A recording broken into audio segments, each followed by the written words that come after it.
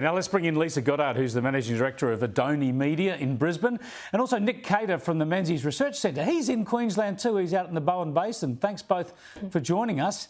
Interesting, we've got two panellists from Queensland tonight. Queensland, one of the states where the support for the voice is lowest, and the latest polling now showing support for the voice perhaps dropping below 50% by some counts nationally. And Noel Pearson admitting that the advocacy from the yes side has not been very clever. It's looking very pessimistic for the voice, Leisa.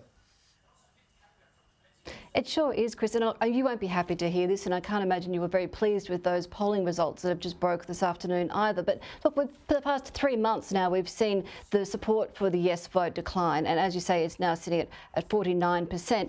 But there is this real feeling out there from the people that I speak to that they're not supporting it, but they're not speaking up about it. I was at a conference a few days ago, and there were 60, 70 people in the room, and one person stood up and said that they were supporting the voice and they wanted their company to come out with a very public statement in support of the voice.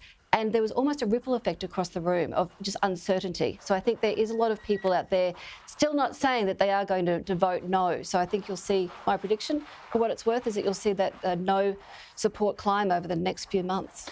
Yeah, well, that'll be a disaster for the cause and for reconciliation in this country. And I think also the Albanese Labor government, as its standing falls, of course, its authority over an issue like this falls with it. And, I've always supported the voice long before Labor sort of claimed it as one of their great mantles. And I think the advocacy has been very, very poor, Nick. Right from the get-go, I think the advocacy for the voice has been terrible. I still think it could be pulled out of the fire if they get their act together, but there's been no sign of that. I mean, there's been no sign of them willing to engage in a significant debate and get rid of the partisanship that seems to have coloured the whole event. Oh, sure. We're at least, 3-4 months out at the very minimum from the referendum. There's plenty of time for the Yes campaign to get its act together. But I think from the start, as you say, Anthony Albanese's done a very good job of saying what the voice is, and you see Noel Pearson today also admitting they've done a very poor job of that. And added to that, I think that poll in the Sydney Morning Herald that showed that people are reluctant to ask what the voice is for fear of being called racist.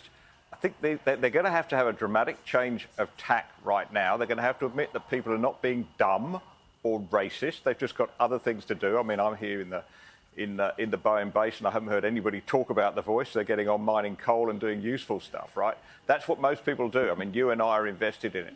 But I think the Yes campaign has to now concentrate on telling people what the voice is, what it'll do and what the benefits are. That's the only hope I think they've got of rescuing this. Well, they've got to get back to basics as to how it came about. It's about Indigenous recognition in the Constitution, and this is the way that Indigenous Australia has asked to be recognised in the Constitution. But they seem to talk about, they've allowed the no case to control the debate, which sort of focuses on the mechanism and what it will do. And there's been a big scare campaign, Leisa. There's been a lot of furphies put out there, constantly put out there.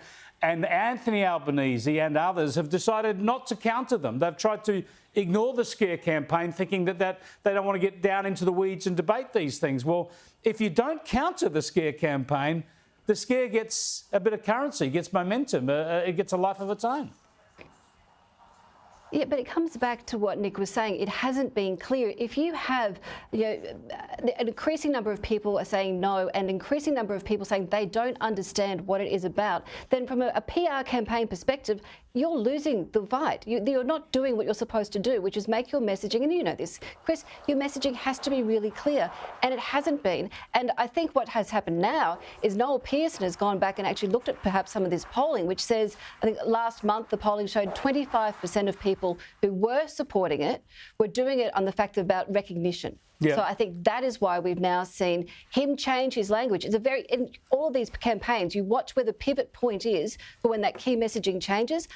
I would suspect that's had a very key part to play here, and now we'll start to hear that rhetoric coming out. Well, Anthony Albanese needs to also put some more shape to it. He needs to just give some more detail as to how he would legislate the voice, what it would look like in practice. Yes, we know Parliament can change it, other governments can change it once it's been put into the Constitution, but show the Australian people how he would legislate it.